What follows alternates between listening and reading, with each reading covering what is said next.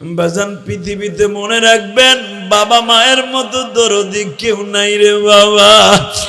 বাজান মনে রাখো আমিও তো মাহারা, তোমরা অনেকে মাহারা। এই পৃথিবীতে যার মা নাই ওর মতো দুঃখ মেয়া কেউ নাই গো বাবা। এই পৃথিবীতে যাদের বাবা নাই ওর মতো দুঃখ মেয়া কেউ নাই। যাদের বাবা এখনো জেলখানায় আছে বাবা, তাদের বাচ্চাগুলার দিকে তাকায় দেখো। ঈদ আসে, কোরবানি আসে, আমাদের মুখের মধ্যে কোনো হাসি নেই। এই যে প্রবাসীদের সন্তানগুলি বাবা, একটা প্রবাসী ছেলে আমার সাথে কথা বলছে, শিপন নাম। আমি যেই বাসায় খাবার খাইছি, রেস্ট লইছি, ওই বাসার একটা ছেলে বাবা শিপন নাম। ও সৌদি আরব জেদ্দায় থাকে, আমার সাথে স্টেজে ওঠার আগে কথা বললেন, হুজুর প্রবাসীদের কষ্ট দুনিয়ায় আল্লাহ ছাড়া কেউ জানে না। প্রবাসীরা আর এক আয়না ঘর নামে কষ্টের মধ্যে থাকে। আরে বাবা, প্রবাসীদের কষ্ট আমার মওলা ছাড়া কেউ বুঝে না। অবদান যখন বাংলাদেশের বাহিরে যাই, এই যে আমি গত সপ্তাহের আগের সপ্তাহে সৌদি আরব উমরায় ছিলাম বাবা, এই যে আমার মাথার মধ্যে যে চুল দেখতেছেন বাবা, এই চুলটা আমি মক্কার থেকে কেটে আসছি। মদিনায় 8 দিন থাইকা বাবা বিদায় নিয়ে বাংলাদেশে আসছি। আপনাদের দুইটা পাও ধরে যে বলিয়া যাই, জীবনে যদি মক্কা মদিনায় একবার যাইতে চান, মক্কাওয়ালাদের কথা শুনিয়া, মক্কার ওই এতিম নবীর কথা শুনিয়া চোখের পানি ফেলবেন। ও বাজান, আমি একজন মদিনাওয়ালার প্রবাসীকে জিজ্ঞাসা করছিলাম, তুই দেখি মদিনায় যতবারই আসোস ততবারই তুই আমার সাথে দেখা করোস, কারণটা কি? বলে হুজুর, শুধু আপনি নাই, বাংলাদেশে যত হাজিরা আসে তাদেরকে বুকের মধ্যে নিয়ে আমার মা বাবার ঘেরান নেই, সামনে। আমি বললাম রমজানে আসলাম, তখনও দেখা করলি, হোটেলে হাদিয়া নিয়ে আসলি, এইবারও ফেসবুকে দেখিয়ে তুই আমারে তালাশ করে বাইর করলি, কারণটা কি ভাই একবার বলবি নি? হুজুর, আমি অবৈধ হয়ে গেছি, এই 3 বছর হলো আমার কাগজ নাই হুজুর, পুলিশে ধরলো আমারে ছাইরা দেয়, আমার মালিক কোন রকম ভাবে সারাই নিয়ে আসে। আমি বললাম তুই কেমনে কি করস? বলে হুজুর আল্লাহই রাখে, যখনই আমার বিপদে পড়িয়া যাই একটা দৌড় দিয়ে মসজিদে নববীতে চলে আসি। আমি গরিবের সন্তান, অবৈধ হয়ে গেছি, কাগজপত্র কিছুই নাই রে মালিক। তোমার কাছে একটাই দরখাস্ত, তোমার নবীর দেশ থেকে আমার এত তাড়াতাড়ি নিও না। লা তাখুযুহু সিনাতু ওয়ালা নাওম।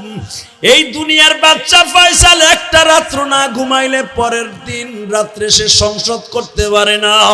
একটা রাত্র না ঘুমাইলে তার মাথা ঠিক থাকে না। আমার মালিক সেই পৃথিবীর শুরু লগ্ন থেকে কোনোদিন ঘুমায় না। রাত 1টা 2টায় কোন মাদ্রাসার প্রিন্সিপাল আমার মহলারে ডাকে, কে মিথ্যা মামলা খাইয়া জেলখানার মধ্যে আয়না ঘরের মধ্যে কাঁদে আর বলে মালিক,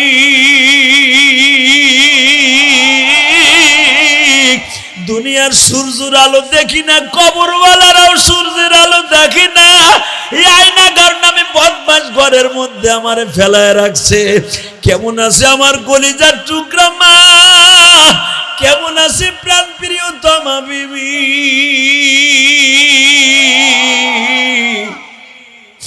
কেমন আছে আমার ছোট্ট কলিজার টুকরা সন্তান? বাজান পৃথিবীতে মনে রাখবেন বাবা মায়ের মতো দরদি কেউ নাই রে বাবা। বাজান মনে রাখো আমিও তো মাহারা, তোমরা অনেকে মাহারা। এই পৃথিবীতে যার মা নাই ওর মতো দুঃখ মেয়া কেউ নাই গো বাবা। এই পৃথিবীতে যাদের বাবা নাই ওর মতো দুঃখ মেয়া কেউ নাই। যাদের বাবা এখনো জেলখানায় আছে বাবা, তাদের বাচ্চাগুলার দিকে তাকায় দেখো। ঈদ আসে, কোরবানি আসে, আমাদের মুখের মধ্যে কোনো হাসি নেই। এই যে প্রবাসীদের সন্তানগুলি বাবা, একটা প্রবাসী ছেলে আমার সাথে কথা বলছে, শিপন নাম। আমি যেই বাসায় খাবার খাইছি, রেস্ট লইছি, ওই বাসার একটা ছেলে, বাবা শিপন নাম, ও সৌদি আরব জেদ্দায় থাকে, আমার সাথে স্টেজে ওঠার আগে কথা বললেন, হুজুর প্রবাসীদের কষ্ট দুনিয়ায় আল্লাহ ছাড়া কেউ জানে না। প্রবাসীর আর এক আয়না ঘর নামে কষ্টের মধ্যে থাকে। আরে বাবা, প্রবাসীদের কষ্ট আমার মওলা ছাড়া কেউ বুঝে না। অবদান যখন বাংলাদেশের বাহিরে যাই, এই যে আমি কত সপ্তাহ আগের সপ্তাহে সৌদি আরব উমরায় ছিলাম বাবা, এই যে আমার মাথার মধ্যে যে চুল দেখতেছেন বাবা, এই চুলটা আমি মক্কার থেকে কেটে আসছি, মদিনায় 8 দিন থাইকা বাবা বিদায় নিয়ে বাংলাদেশে আসছি। আপনাদের দুইটা পাও ধরে যে বলিয়া যাই, জীবনে যদি মক্কা মদিনায় একবার যাইতে চান, মক্কাওয়ালাদের কথা শুনিয়া, মক্কার ওই এতিম নবীর কথা শুনিয়া চোখের পানি ফেলবেন। ও বাজান, আমি একজন মদিনাওয়ালার প্রবাসীকে জিজ্ঞাসা করছিলাম, তুই দেখি মদিনায় যতবারই আসোস ততবারই তুই আমার সাথে দেখা করোস, কারণটা কি? বলে, হুজুর শুধু আপনি নাই, বাংলাদেশে যত হাজিরা আসে তাদেরকে বুকের মধ্যে নিয়ে আমার মা বাবার ঘেরান নেই, সাপ নেই।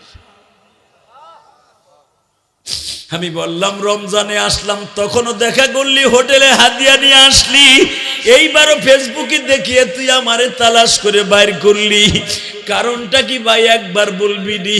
হুজুর আমি অবৈধ হয়ে গেছি, এই 3 বছর হলো আমার কাগজ নাই হুজুর, পুলিশে ধরলো আমারে ছাইরা দেয়, আমার মালিক কোন রকম ভাবে সারাই নিয়ে আসে। আমি বললাম, তুই কেমনে কি করস? বলে, হুজুর আল্লাহ রাখে, যখনই আমার বিপদে পড়িয়া যাই একটা দৌড় দিয়ে মসজিদে নববীতে চলে আসি। আমি গরিবের সন্তান, অবৈধ হয়ে গেছি, কাগজপত্র কিছুই নাই রে মালিক, তোমার কাছে একটাই দরখাস্ত, তোমার নবীর দেশ থেকে আমার এত তাড়াতাড়ি নিও না। হুজুর যখনই পুলিশে ধরে, আমার দেশের বাইরে আমার কফিল সারাই নিয়ে আসে। হুজুর সারাই আসার সাথে সাথে আমি কামে প্রথম যাই না, 3 দিনেই রওজার পাশে বই প্রথম কান্দি, কান্দে কেটে পরে কাজে যাই। হুজুর আপনি আমাদের কথাগুলো, প্রবাসীদের কথাগুলো বলবেন যে আমরা কত কষ্ট করে ইনকাম করি, আমাদের কষ্ট আমার বিবিরা, আমার মা বাবা কেউ বুঝে না। হুজুর একটা পামরুটি, একটা খবুজ কিনছি, 1 বোতল পানি কিনছি, খামো, চিন্তা করি 5 রিয়াল খরচ হবে, 10 রিয়াল খরচ হবে, প্রতিদিন যদি 10 রিয়াল করে খাই কত হাজার টাকা আমার পিছনে যাবে হুজুর। সাবিল খাই, সাবিল, রাস্তায় যারা দান করে, খাবার দান করে, এদের টাকাই কিন্তু 10 রিয়াল খরচ করে খাই না। যেই টাকাটা আগামী মাসে আমার মা অসুস্থ, মার জন্য পাঠাইতে হবে, বাবার জন্য পাঠাইতে হবে। তোমরা জানো না দাদা ভাই, প্রবাসীদের কত কষ্ট।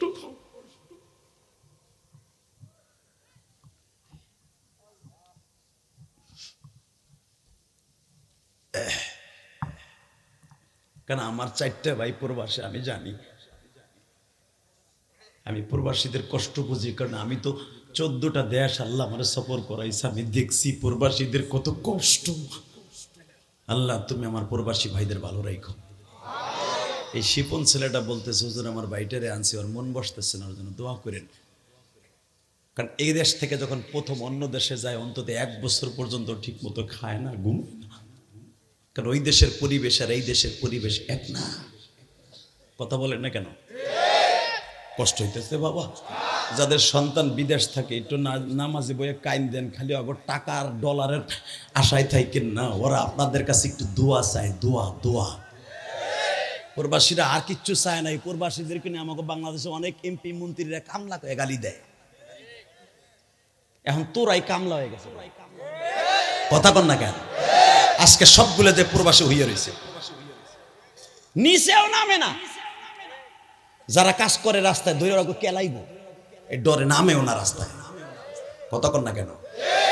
টাকা নেই দিকে বাবা, ইমাম আবু হানিফাকে বাদশা ফয়সাল জিজ্ঞেস করছে, এ বাবা তুই এই প্রশ্নের উত্তর কেমনে দিলি কত আমারে? এবার আপনিও কানবেন।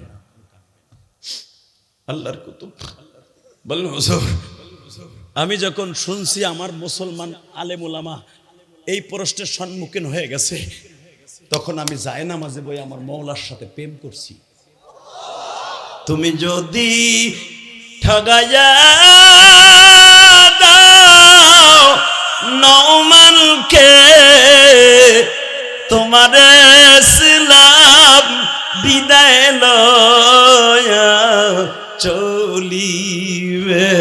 আল্লাহ তুমি আমাকে রহম করো একবার, তুমি সারা কেহ নাই রে করিবার। আল্লাহ এই প্রশ্নের উত্তর পৃথিবীর কেউ দেওয়ার মতো ক্ষমতা নাই, তুমি আমার অন্তরের মধ্যে ঢুকাইয়া দাও। হুজুর আপনাদের জানা আছে আমি এতিম, ফাআম্মাল ইয়াতীমা ফালা তাকহার। বাজান এটাও একটা এতিমখানা মাদ্রাসা বাবা। এই জামালপুরের জমিনে ইস্তাম্বুলে অনেক এতিম ছেলে মাদ্রাসায় লেখাপড়া করে বাবা।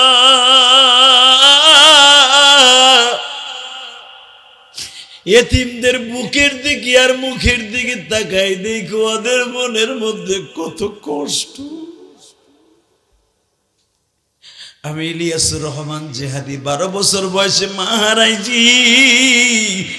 এই মাদ্রাসায় দেখবেন ছোট্ট ছোট্ট বাবা তালিবুল ইলমরা আছে। ইসলামপুরে অনেক বড় বড় মাদ্রাসা আছে, হেফজখানায় 7 বছর 6 বছর 12 বছর ছেলেদের দিকে তাকায় দেখবেন যে এই ছেলেটার মা নাই বাবা নাই। রাতের অন্ধকারে বাবা যখন হাফেজ সাহেব কোরআন তেলাওয়াত করাবার জন্য ডাক দেয়, আমকটা শোনার জন্য ডাক দেয়, কোরআন শরীফটারে বুকের মধ্যে নিয়ে আল্লাহরে ডাক দেয়, মালিক রে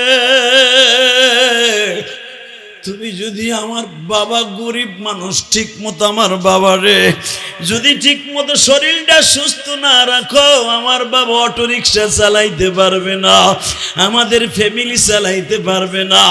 এইরকম হেফজখানার ছেলেটা কাঁদতে থাকে, গরিবের ছেলে। আর যদি কারো বাবা মারা যায়, ওই ছেলেটা কাঁদে আর বলে আল্লাহ আমার বাবারে কবরে ভালো রাইখো। বাজান আমি ইলিয়াসুর রহমান জেহাদিও তো 12 বছর বয়সে মা হারাইছি। আমার মতো যাদের মাদ্রাসায় মা নাই, ওদের কাছে যায় দেখো ওদের মনে কত কষ্ট।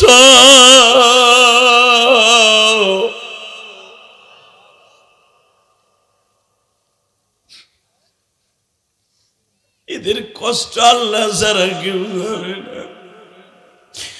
আমি যখন মাদ্রাসায় পড়তাম বাবা, গোপালগঞ্জ কোটালীপাড়া, বাড়িতে আসিয়া দেখতাম আমার মা আমার বুকের মধ্যে নিয়ে মাঝে মাঝে কপালে চুম্বন করত। আমার মা গ্রামের মহিলা, তেমন একটা কিছু বুঝতো না। আমার 2 গালে চুমা দিয়া বলতে, ইলিয়াস রে আমার এই আদরের কথা একদিন তোর মনে পড়বে, যেদিন আমি মা থাকুম না। আমাদের গোপালগঞ্জের ভাষা এটা বাবা, আমি মা থাকুম না। আমি বলতাম তুমি আমার রেখা কই যাইবা।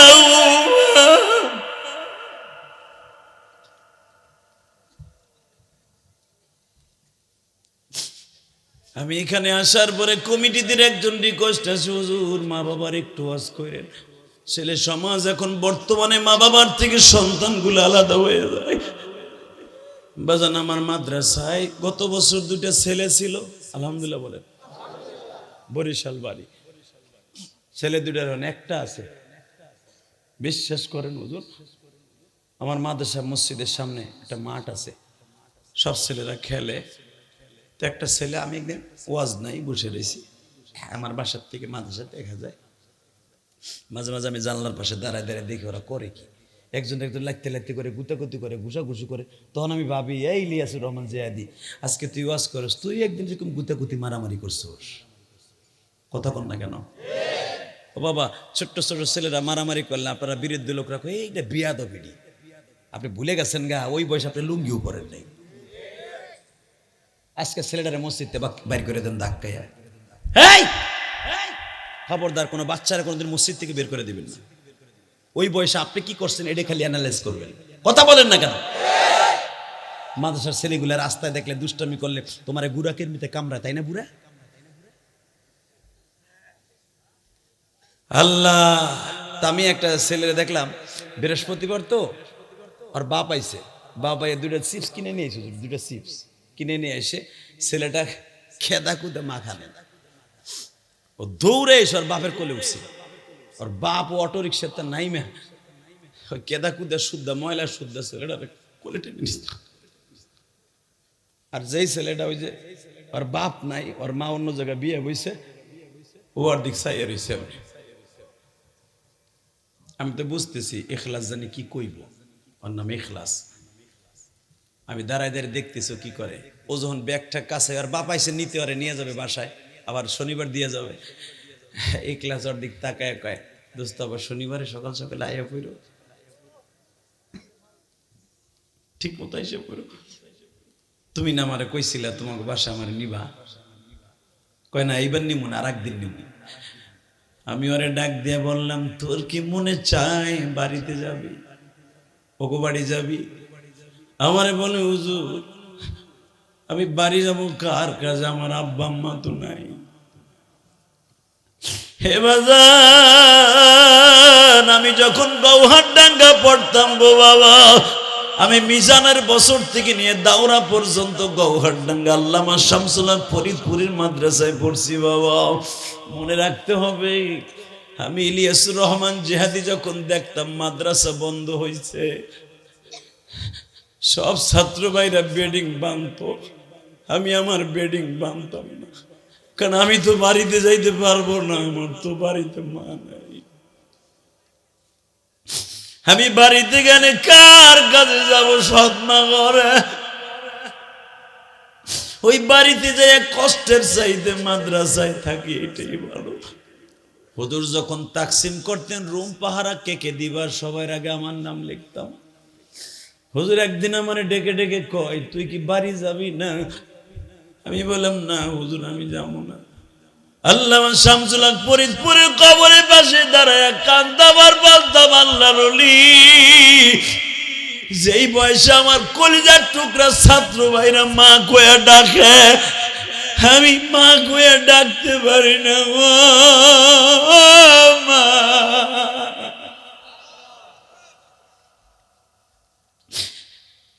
হে আমার জামালপুরের কলিজার টুকরা ভাইরা, আজকে 20 অক্টোবর তুমি আমার মাওলারে দেখাইয়া দাও না। 20 অক্টোবর আমি দেখতেছি আমার বাজারটার সামনে বই আমার যুবক ভাইরা কাঁদে।